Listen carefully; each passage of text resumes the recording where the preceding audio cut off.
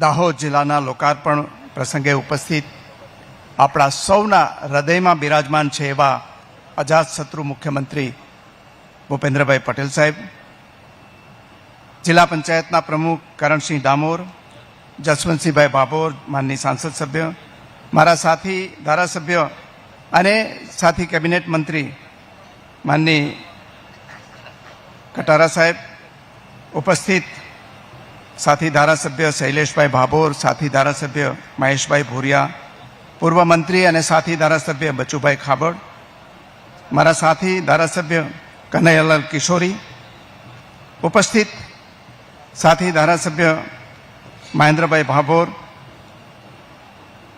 Collector Shri, DSP Shri, DDO Shri, Morbi સુમનદાદા, પંચાયત નગરપાલિકાના સભ્યો, હોદ્દેદારો અને વિશાળ સંખ્યામાં ઉપસ્થિત સર્વે ભાઈઓ અને બહેનો, આપણા માનનીય મુખ્યમંત્રી શ્રીના હાથે આજે 367 કરોડના વિકાસ કામોનું લોકાર્પણ અને ખાતમુહૂર્તનો આ કાર્યક્રમ છે. દાહોદ જિલ્લો એવો હતો કે લોકોને આવતા ડરતું હતું, ડર લાગતો હતો, પરંતુ 20 વર્ષના પરસેવા પાડ્યા પછી આજે દાહોદ જિલ્લો છે માત્ર ગુજરાત નહીં પરંતુ ભારતના નકશાની અંદર સ્થાપિત કરવામાં આવ્યો છે. અને એનું જો કોઈને શ્રેય જતું હોય પહેલા તો એ આપણા યશસ્વી વડાપ્રધાન નરેન્દ્રભાઈને જાય છે કે જેણે આ વિકાસનો પાયો નાખ્યો. અને એ પછી એ વિકાસને આગળ વધારવાની અંદર આપણા લોકપ્રિય મુખ્યમંત્રી ભૂપેન્દ્રભાઈ એ કામ કરી રહ્યા છે.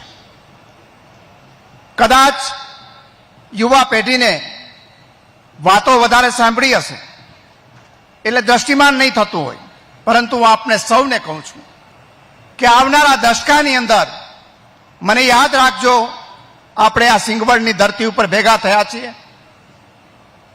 એક દશકાની અંદર દાહોદ છે સુરતની હરીફાઈ કરતું થઈ ગયું હશે. એના માટે ભૌગોલિક કારણો પણ છે. એક તરફ મધ્યપ્રદેશ છે, બીજી તરફ રાજસ્થાન છે, આપણું ગુજરાત છે. અહીંયા ખૂબ મોટી સંખ્યામાં માનવબળ છે, મહેનતુ પ્રજા છે, શાંતિપ્રિય પ્રજા છે. ત્યારે જે બેઝિક ઇન્ફ્રાસ્ટ્રક્ચર જોઈએ એ અહીંયા તૈયાર થઈ ગયા છે કે થઈ રહ્યા છે. રેલવેના નકશાની અંદર વડાપ્રધાનશ્રીએ દાહોદને મૂક્યું. 20,000 કરોડ રૂપિયાના ખર્ચે અહીંયા આપણા ઇલેક્ટ્રિકલ એન્જિનો બની રહ્યા છે. રેલવેનું એક હબ બની ચૂક્યું છે. દાહોદની અંદર એરપોર્ટ બની રહ્યું છે. દાહોદની અંદર એક્સપ્રેસ વે, એક નેશનલ હાઈવે તો હતો, બીજો એક્સપ્રેસ વે મુંબઈ દિલ્હી એ પણ દાહોદ જિલ્લામાંથી પસાર થઈ રહ્યો છે. શિક્ષણની અંદર, રમતગમતની અંદર એનું હબ બની રહ્યું છે. માનનીય મુખ્યમંત્રીશ્રીને જણાવું કે અહીંયા જેટલી લાઇબ્રેરીઓ બની છે એટલી લાઇબ્રેરીઓ કદાચ આખા ગુજરાતમાં નહીં હોય. નાની નાની લાઇબ્રેરી 76 જેટલી લાઇબ્રેરીઓ બની છે. એટલા જ રમતગમતના મેદાનો બની રહ્યા છે. યુવાનો તૈયાર થઈ રહ્યા છે. સ્કિલ ડેવલપમેન્ટનું કામ થઈ રહ્યું છે. ત્યારે મારી બધાને, ખાસ કરીને યુવાન મિત્રોને કહેવાનું છે કે વિશ્વાસ રાખજો. માનનીય મુખ્યમંત્રીને સાંભળવાના છે એટલે લાંબી વાત નથી કરવી, પરંતુ એક વાત કરીને મારી વાત પૂરી કરીશ. એક માં હતી, એને 2 દીકરાઓ હતા. એક દીકરો બહુ બોલકો, નાનો હતો, જિંદગીમાં કોઈ દી કામ નહોતું કરેલું. મોટો દીકરો ખૂબ કામ કરે પણ બોલે ઓછું. એક દી વખત માં બીમાર પડી અને એવું લાગતું હતું કે છેલ્લા શ્વાસ લે છે, દવાખાને જલ્દી પહોંચાડવાનું છે.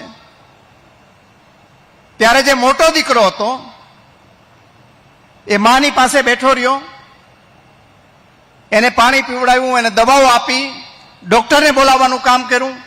જ્યારે બોલકો દીકરો હતો એ રોડ ઉપર જઈને મારી માં બીમાર પડી છે, મારી માં બીમાર પડી છે, કોઈ આવતું નથી, કોઈ આવતું નથી એમ કહેતા રહ્યા. અને લોકો બધા જ એને જોવા નીકળી ગયા. જ્યારે દે દીકરો શાંતિથી સેવા કરતો હતો,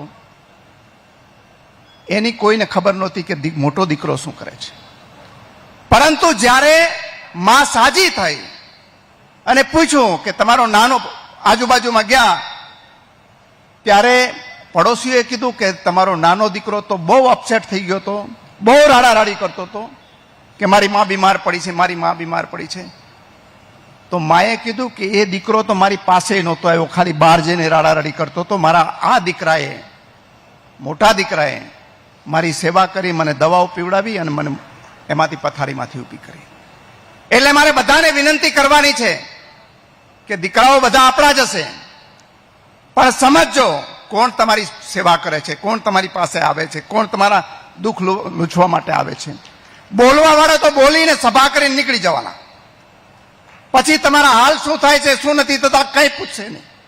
પરંતુ અહીંયા બેઠા છે માનનીય મુખ્યમંત્રીશ્રીની આગેવાનીમાં, તમારા કોઈ પણ દુઃખની અંદર 24 કલાક સાથે રહેશે અને એમાં કંઈ પણ કચાશ રહેવાય નહીં દે. ત્યારે કોઈની વાતોમાં આવ્યા વગર માનનીય મુખ્યમંત્રીશ્રીના નેતૃત્વમાં અને માનનીય વડાપ્રધાન શ્રી નરેન્દ્રભાઈના નેતૃત્વમાં દેશ અને આપણું રાજ્ય જે આગળ વધે છે એમાં વિશ્વાસ રાખજો. અને વિશ્વાસ રાખશો તો જે રીતે આજે દાહોદ પરિવર્તનને પંથે જાય છે અને આવતા વર્ષની અંદર આ ક્ષેત્રનું એક ધબકતી ઇકોનોમી બનવા જઈ રહી છે, એમાં આપ સૌ આહુતિ આપજો એવી વિનંતી સાથે ફરીથી આપ સૌ વતી હું માનનીય મુખ્યમંત્રીશ્રીનો આભાર માની મારી વાત પૂરી કરું છું. ભારત માતા કી જય.